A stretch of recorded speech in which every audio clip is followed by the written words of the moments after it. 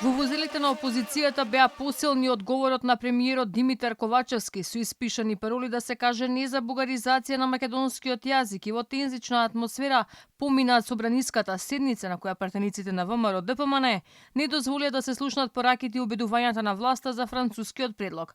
Ковачевски пак со како што рече чиста совест ги повикува сите пратеници да го прифатат предлогот кој ги нуди сите гаранции за јазикот и идентитетот и историјата. Затоа со цврста убеденост, со чиста совест и полно срце предлагам да го прифатиме предлогот и да продолжиме напред со заштитено минато, со известна и стабилна сегашност и во конечно подобра иднина. Опозицијата му порачува дека тие се предавници на Македонија, но нема да дозволат асимилација и бугаризација на македонскиот народ. Премиерот пак видно нервозен, веднаш ја напушти собраниската сала. Знам дека премиерот не го интересира наука, но и ова го сметам како голема навреда, не само како опозиција, туку и врз основа на оние научни сознанија. И можете да видите, ете ја вистината, ете го предавството.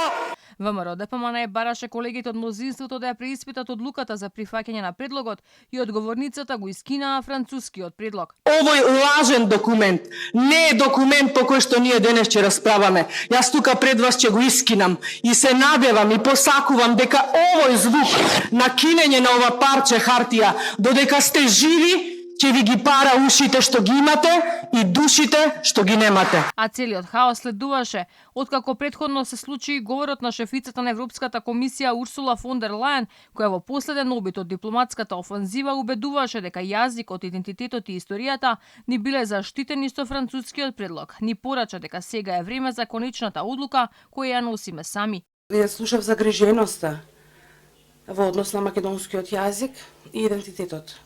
Нема сомнеш дека македонскиот јазик е ваш јазик. Ќе го повторам тоа, нема сомнеш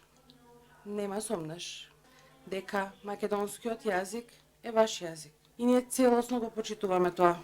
Затоа, во ревидираниот предлог стои македонски јазик, без квалификација од Европската Унија. Носењето на заклучоци за францускиот предлог се случува без власта да го објави клучниот билатерален протокол во кој се вметнати сите заклучоци меѓу Скопје и Софија, но и записниците на историската комисија.